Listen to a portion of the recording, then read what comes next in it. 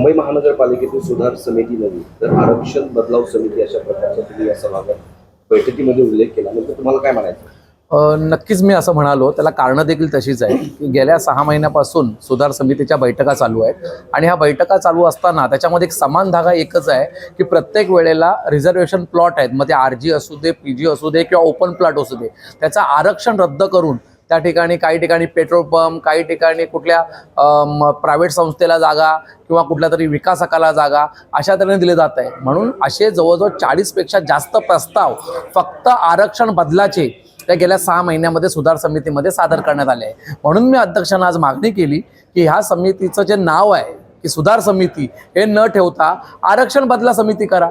जे तुमचं धोरण आहे, म्हणजे गेल्या 25 वर्षाच्या इतिहासामध्ये आम्ही शिवसेना म्हणून काम करत असताना या ठिकाणी महापौर विशाखाताई राऊत आहेत, अशा कित्येक महापौरांनी या ठिकाणी काम केलं, परंतु असे भयानक प्रस्ताव आरक्षण बदलाचे, जी मैदानाचं आरक्षण काढ, ह्याचं ग्राउंडचं गार्डनचं आरक्षण काढ, आता DP आपला जो बनतो तो DP बनण्यासाठी जागतिक मानांकन घेतलं जातं की बाबा एका माणसामागे किती अंदाजे लोकसंख्येप्रमाणे गार्डन पाहिजे, मैदान पाहिजे, ओपन स्पेस पाहिजे. या सगळ्या गोष्टी जर 2018ला आपण आणलेल्या आहेत, केलेला आहे DP. हा DP करत असताना जवळजवळ 2 वर्ष याच्यावर चर्चा झाली, हरकती मागवल्या, सूचना मागवल्या आणि त्यानंतर तो DP प्रदर्शित करण्यात आला आणि असा DP, फुलप्रूफ DP जे बदलण्याचं काम या गेल्या 6 महिन्यात चालू आहे. त्यामुळे उद्गिन्नपणे मला ते बोलावं लागलं की सुधार समितीचं नाव आता आरक्षण बदला समिती म्हणून करा.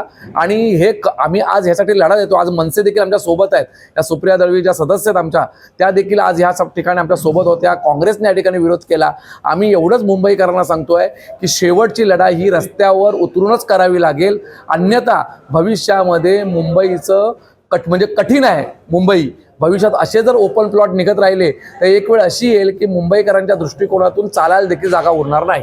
सेंच्युरी मिलचा जो प्रस्ताव आला होता त्यावेळी सत्ताधाऱ्यांचं असं मत होतं की हा मुंबईकरांच्या भल्यासाठीचा प्रस्ताव, तर तुम्ही विरोधाकडे तो प्रस्ताव फाडून या ठिकाणी त्याचा निषेध व्यक्त केला. त्याला कारण देखील तसं होतं, कारण सेंच्युरी मिलसाठी मुंबई महापालिकेने 20 वर्ष लढाई केली आहे. ही जेव्हा मिलची जागा त्या ठिकाणी एका कंपनीकडे होती आणि त्यांची इच्छा होती की ही जागा आमच्या नावावर करून द्यावी, त्याला मुंबई महापालिकेने विरोध केला. हायकोर्टामध्ये आपण गेलो, हायकोर्टामध्ये केस जिंकल्यानंतर सुप्रीममध्ये गेलो, सुप्रीममध्ये आणि एवढी आपण मेहनतीने जागा घेतली. जागा घेतल्यानंतर त्या ठिकाणी 650पेक्षा जास्त नागरिकांचं पुनर्वसनाचा प्रश्न आहे. आज एकही पुनर्वसना प्रश्नाबद्दल ह्या ठरावामध्ये काही नव्हतं की त्यांचं पुनर्वसन कुठे होणार आहे, त्यांना किती स्क्वेअर फूट मिळणार आहे. खरं म्हणजे जे ज्या जागेवर आहेत त्यांच्या पुनर्वसनाबद्दल ब्र नाही.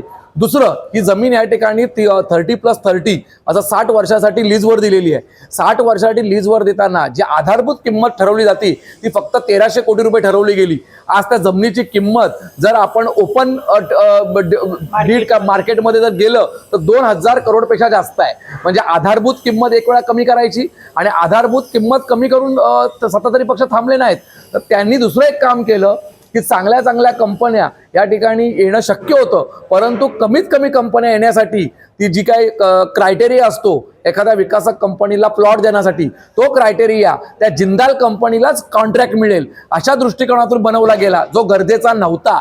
जर आपण मुंबई महापालिका एखादा प्लॉट जर लीजवर देत असेल तर आपण जास्तीत जास्त बिडर त्या ठिकाणी आले पाहिजेत, जेणेकरून मुंबईकरांमध्ये त्या चुरस निर्माण झाली पाहिजे आणि त्यातून मुंबईचा महापालिकेला जास्तीत जास्त रेव्हेन्यू जनरेट होईल. तिकडच्या लोकांना चांगल्यात चांगलं घर मिळेल, जास्तीत जास्त स्क्वेअर फूट घर मिळेल. हा उद्देश महापालिकेचा आणि सुधार समितीचा असायला पाहिजे होता.